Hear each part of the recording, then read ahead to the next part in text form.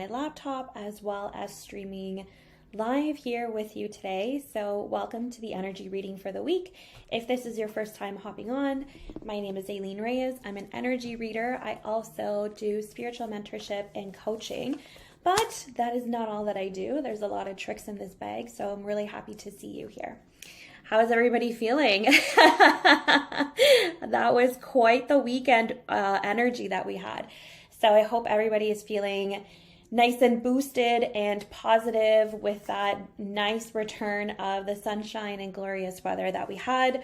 I was at my sister's cottage doing some Halloween stuff with the kids. So it was just really nice to enjoy like the fall weather and not have to be hiding from the rain. So we have a lot of stuff to get through. If you tuned into my reading last week, you know that Scorpio season, that little water dragon, that little water dinosaur is stirring up a lot of shit for us, okay? So how do we manage these high emotions? How do we get ourselves through the emotional wave? And how do we start to discern and pull the wisdom from the stuff that's bubbling to the surface? And what do we do with it, right? Because like, here's where we're at right now, okay? So the energy that is moving through right now is actually like a time warp. So the reality is that many of us are in our heads right now. Many of us are in our heads right now, and we're kind of having this like very like retrospective look at what had been happening and kind of passing through our lives around 2005, 2006. So those years are important. Those are very important years, especially around this time, around the end of October in 2006. You're going to think about, what was I doing around that time? What was my relationship management like? What was I getting really positional about? What were like my hard yeses and my hard no's at that point in time, wherever I was 16 years ago? That pattern building of your personality is what's coming into focus right now. So it's coming into focus right now because it's asking you, okay, you've kind of been like moving around life with this subconscious pattern for this very long period of time. It's time to get rid of it. So Scorpio season is very intense. It's dark. It's mysterious. It's kind of like an emotional roller coaster, but it's also a very healing time because it allows us to bring things into introspection so that we can let them go. That is the whole point of growth, right? Growth comes from the dark spaces that we have in our bodies, that we have in our energetic fields, those tears that we get in our aura, and addressing them and looking to them and sending energy to them, sending affirmation to them, sending healing to them, and allowing us to pave a better path moving forward. So I just want to bring you back to the auric tears because this is something that I work on quite a lot with people, and I think that I don't give it enough time that I should. Okay, so we're energetic bodies, energetic fields. There's different layers and different energy in the simplest ways. Our auras, our personalities, we have different layers of energy that emanate from the body. When we come into contact with someone, our energies, our auras envelope together, right? So we kind of become one massy mush. So when we are with the right people, like whether like we're with our chosen partners, our best friends, people that make us feel good, if we're in the right career space, if we are doing things that are authentically to us, that aura will continue to kind of grow, and it attracts things into our field of vision. It brings more of the things that we want and we desire towards us when we are synced up to the right energy. That right energy is promoted by our circumstances, our emotions, the people around us, our environments, how well we take care of ourselves, and it's determined by also the shadow work that we feel brave enough to bring to the surface. So yes, I have a botched nail. We're going to fix that later this week. So Scorpio is saying, okay, like you have depth, accept that. Okay, so you're not just here to be a worker bee. You're not here just to be doing whatever it is that you need to be doing. You're not here just to fulfill one role. You're not here just to be a parent. You're not here just to be a professional. You're not here just to be these things in service to other people. You're here also because you have a contract with your soul that needs to be fulfilled. And the more you kind of expand your mind and bring yourself to that point of clarity, it will start to help you answer some of the questions of the more dangerous and almost like terrifying situations that you've put yourself through. because we've all gone through, the wrath of life. We've all been kind of gone through it and been shoot out in the other direction. So when we survive terrifying events, when we survive awful heartbreaks, when we survive leaving narcissistic relationships, abusive relationships, when we learn to accept ourselves and learn to move away from blame and move towards self-fulfillment, self-empowerment, and growth, that's really when the shadow stuff is going to make sense, because we're moving away from this feeling, this dark feeling, and I feel it in the collective as well. And I mean, I didn't escape it. I definitely fell into this darkness a few times in my life, which is why I can talk to you about it. But listen, when our mental health is in a low, okay, we don't have the energy, we're not in the mood for things, we just don't feel like fucking like basically living. We just want to be in a cave and we want to just kind of ball up with our bullshit, and we don't want to be available to anyone. We're emotionally unavailable. There's walls, there's barriers, there's guards, there's everything possible that you can put between yourself and the outer world. So that's when you just don't make sense and nothing makes sense anymore. That's called being in the void. That's like a spiritual holding place, okay? So that's where you have this opportunity to recognize that there's freedom on the other side of that void. When you recognize that there's freedom on the other side of the void, you have to recognize and come to terms with the fact that change is going to be asked of you. And you're not going to have, this super gung-ho attitude towards change, because not a lot of us do, right? Like, we live in a time where things are they're handed to us. We live in a time where predictability, instant. I want to know something, I look it up. Life doesn't actually work like that. So change is an inconvenience for a lot of people, so they don't embrace it. So Scorpio season and this wave of energy that's coming up, that's churning up the depression, the anxiety, like the restlessness in our soul, it's an invitation to convert fear into excitement. It's an invitation to look at growth and to look at expansion as something that's natural. It's natural as drinking water, going to the bathroom. It's part of our cycle. It's part of what we're here to do. And going through the dark stuff, we got to do it. We got to do it. Like, there's just no way out of it. So, I mean, right now I feel resistance in even giving this energy reading, because I don't even know how it's going to be received. This is something that makes so much sense to me as an emotional person, as an intuitive, as a medium, as a person in service here, but I just feel that so many of us are not willing to hear this message. And so many of us are so willing to turn a blind eye to what's happening right now.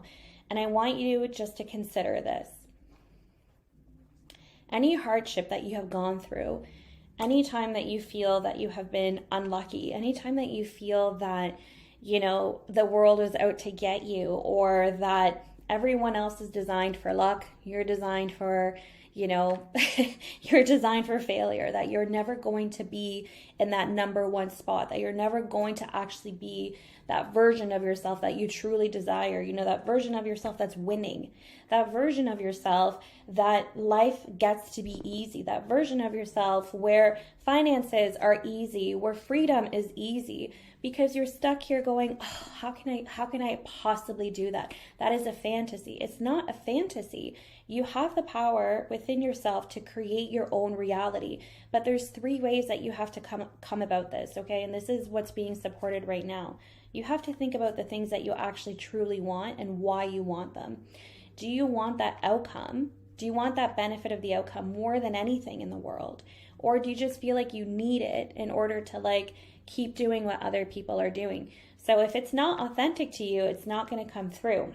So let's break this down. How does this work? Okay. Myself, for example, will use my yoga journey.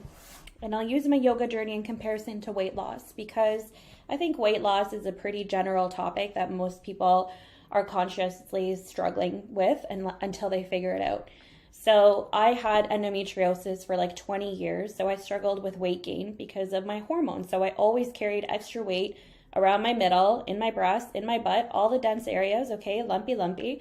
And it killed my self-esteem, because I have a lot of energy, but I didn't have enough energy and movement to support what I wanted to do. So my body was in resistance with what I naturally wanted to do, which was like move around and use all my energy.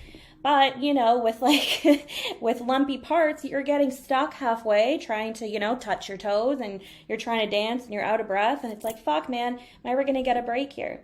So I knew, like, to cut through that frustration, I wanted to lose weight, but I didn't know how to go much further into my weight loss journey, because I kept looking at it as something as material, like it's a material problem I needed to solve, just like my career was a material problem I needed to solve. So I had to get like really honest with myself. Why do I want to lose 15 pounds? Am I going to be that much better of a person after that 15 pounds is gone? How will my life be different when I'm 15 pounds, when I'm 20 pounds, when I'm 30 pounds, when I'm at my goal weight, whatever that is? Who will I be at the end of that goal?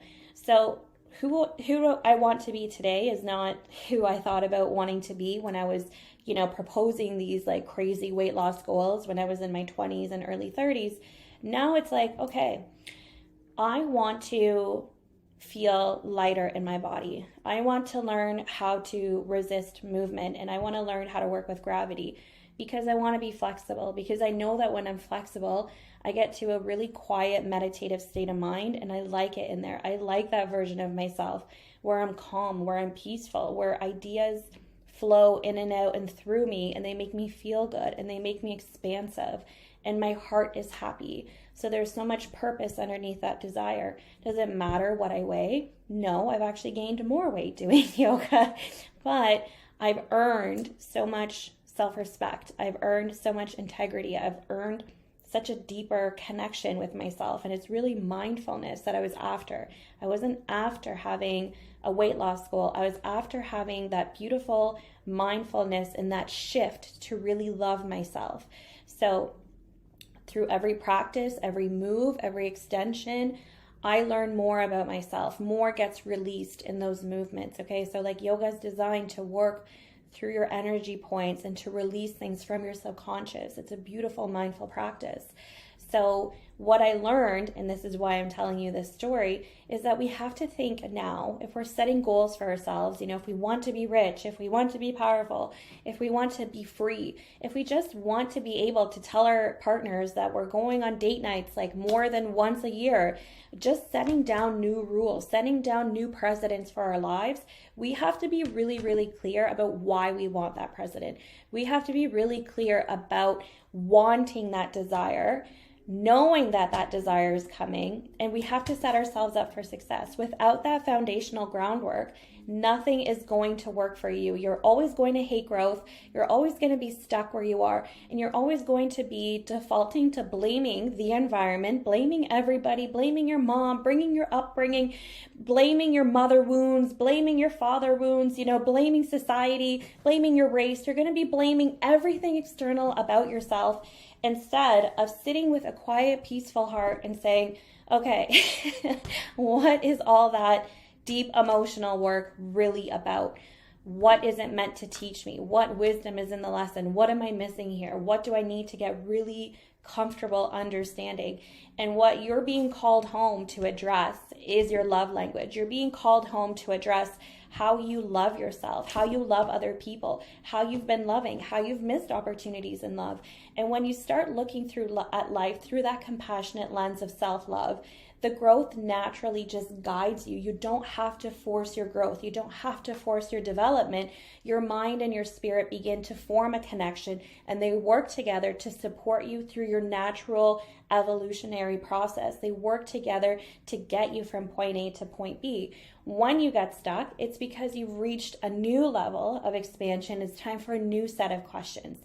So Scorpio is very fast-moving energy. That water dragon is like, here. Think of this, and this person that did you dirty, and this person who fucking cheated on you, and this person who lied to you, and this best friend who betrayed you. Oh, and then all your mom wounds. Oh, and then your dad was an asshole too. And then it's giving you all of these chess pieces, but you don't have to move everything all at once. You just got to know what your pieces are on the table, okay? So think of that. Like Scorpio will just put everything in front of you, all your emotional baggage that you forgot you had, because, you know, buried it in the the subconscious of your personality, of your ego, of your hidden self.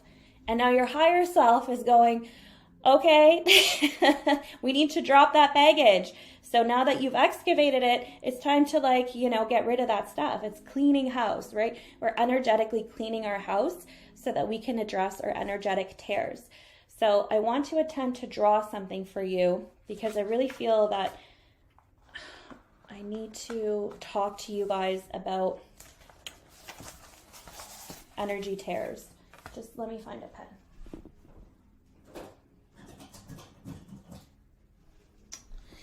I know, I talk fast. I'm sorry. Okay, so let's say that this blob here represents the self. Guys, it's going to look like a gingerbread cookie because I am not a drawer. Actually, it's a bit Keith Haring. Okay, so we have field 1, field 2, and let's go to field 3 today. We'll go deeper on another day. Okay, so I'm gonna just say this is, there we go. Okay, this is you here. It's your third eye. This is your heart. There we go. Okay, so yes, you can laugh. Let's all laugh at my drawing. You see? Here we go. Showing it to the next camera. Okay, if you guys are still with me here, this is your material form, okay? This is your body. And I just kind of did an outline of some of the shakas. Emanating from your material self, so let's say that that's your hairline, okay?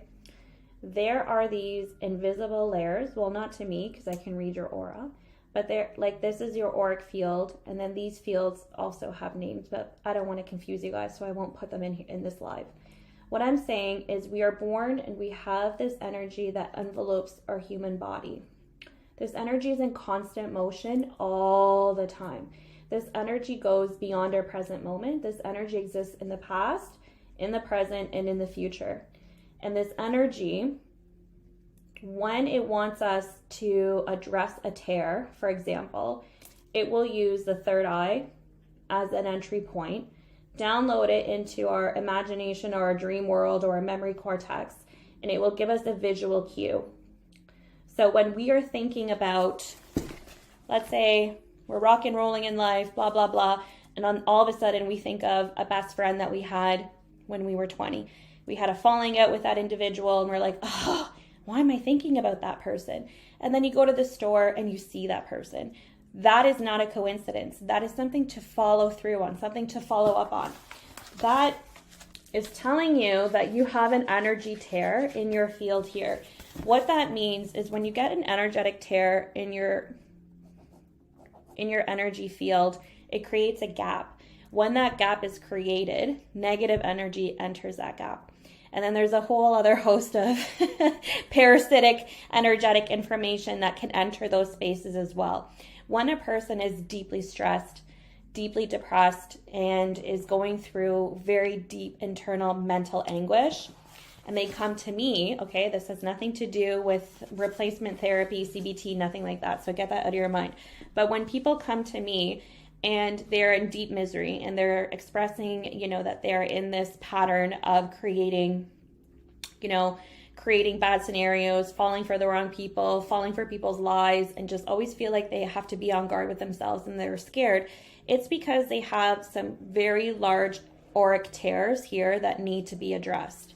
And because of those auric tears, that is influencing the mind and the body. So when I talk about spiritual damage, this is what I'm talking about. I'm talking about the things outside of us that are affecting our energy and the way that we move in the world. I want to explore this deeper, but I need to know if you guys are interested in learning more about the auric tears, or if you're interested in how your energy becomes damaged, because it does.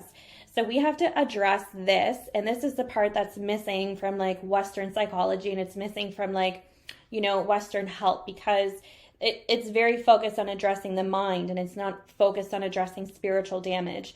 So in Scorpio season, in this dark season of emotional introspection, I want you to consider spiritual damage. I want you to consider where you have perhaps some auric tears, where you feel like, oh, when I go to this place, my energy is off, or when I'm with this person, the energy is off, or, you know, a marked departure in your life. So usually like something terrible happens, something unfortunate happens, and we become vulnerable. When we become vulnerable and we're not really taking care of ourselves, that's when negative energies love to come in and get hosted on our positive energy. So I want to talk to you guys about this because, yes, it's very important. And now this energy reading is going a little bit longer than I had wanted, but Scorpio's calling me to bring this to the table.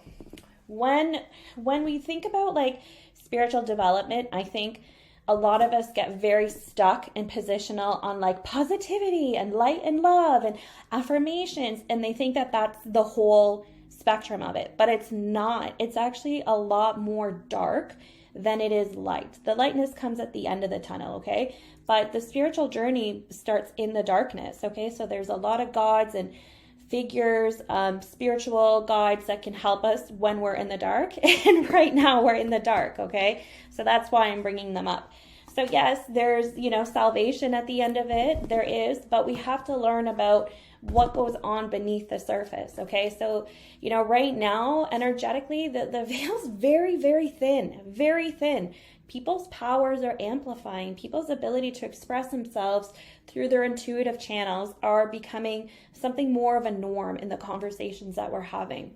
So invite that in, invite introspection in. And I want you to think about, you know, this season, this week especially, like, is the experience that I'm having this week something that belongs to me right now, or is it a lesson that's coming from my outer self, okay?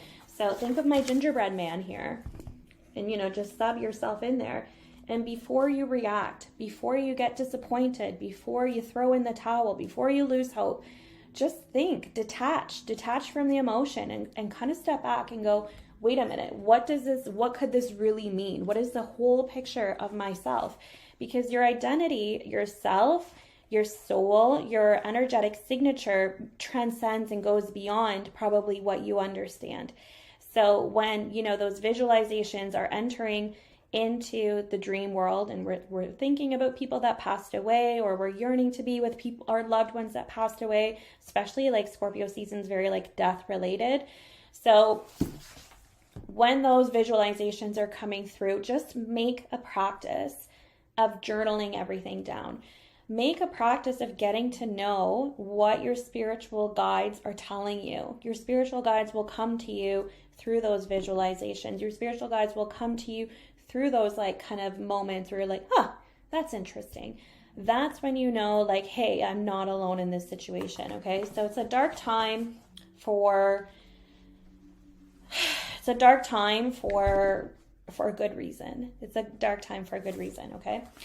So I felt good about that reading. I don't know if you guys stayed with me that whole time, but I have a story I really want to share with you guys, but I won't do it on this live. I'll probably do it maybe in a post. Maybe I'll come back later this week and talk to you about, you know, my experiences with my near-death experience. And this is like the energy that I'm coming from right now. And walking yourself out from a very dark path is a challenge, but it's a challenge, but it's not impossible. And the freedom is that you get to know yourself better, and you get to stand for your beliefs, and you get to know who you are. When we are in a really dark mental place where the world doesn't make sense and you kind of just don't want to be in it anymore, the only thing that will really help you move through that is, one, recognizing, I think, from experience, the absence of the spirit. So when we get so lost in life, when we get so fucking down on ourselves in life, what is missing is our spiritual connection. Because when we have health, when we have material support, when we have everything that structures our survival and our ability to cope with life, yet we don't feel connected to life, yet we don't feel belonging to life, what we are missing is our spiritual connection. It's the absence of our spiritual connection that dims the lights for us. And I learned that the hard way. I learned that the hard way when I was 20 years old and pushing through very difficult circumstances, and had a near-death experience and landed in the hospital under voluntary psychiatric hold. I don't talk about that a lot. That happened 16 years ago today. But I'm telling you that being a person that has walked the darkness 16 years and counting, and I've been able to transform my depression into like really, really grounded, amazing self-love and a really beautiful outer look in the world. If you are where I was 16 years ago, I wish this is what someone would have told me. I wish someone would have said, Aileen, what you're going through is spiritual awakening. And all that intuition that you have just wants to land somewhere. All that intuition, all those visions, all those things that you know that make you crazy actually make you extremely gifted and special. That's what I wish I would have heard 16 years ago. Instead, I heard, something else. But if that's where you are today, I want you to know that you are a force of nature, that you are a gifted child of the universe, and you deserve to be here and you belong here. And there's not a goddamn thing in the world that should stop you from being authentically who you are and loving yourself for who you are and standing up for who you are and feeling really good about that. You don't need to make excuses for anything or anybody. You don't need to feel bad about your gifts. You don't need to hide your intuition anymore. You don't need to play small. You don't need to be feeling alienated out of rooms like you don't belong. You belong. And sometimes you are just given the task of being the person who expands other people. And until you step into that leadership and you realize it, it's going to feel dark and scary for a little while.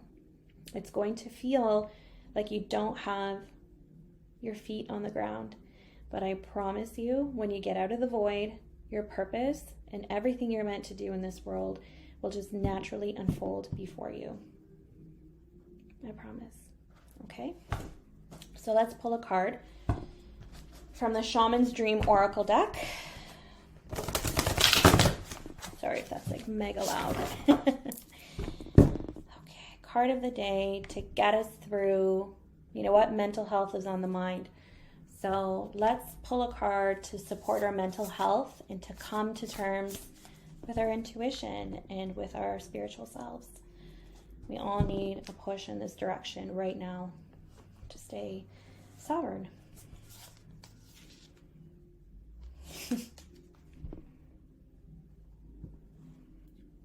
First breath, beginner's mind.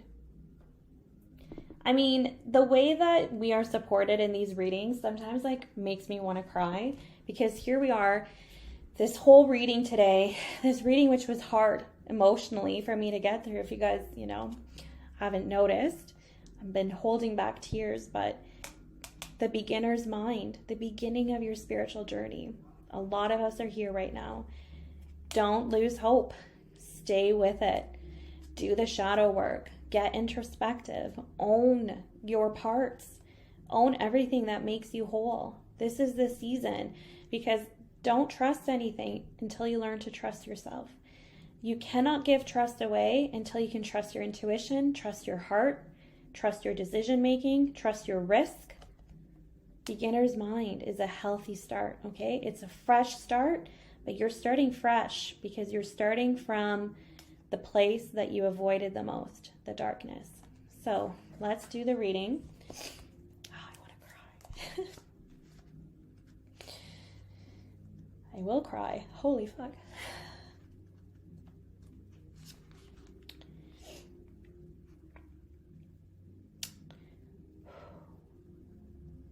Right now, my mind is just remembering all those nights crying on the floor, after I was brought back home, I was forced to drop out of university and I was so lost. But I'm not anymore.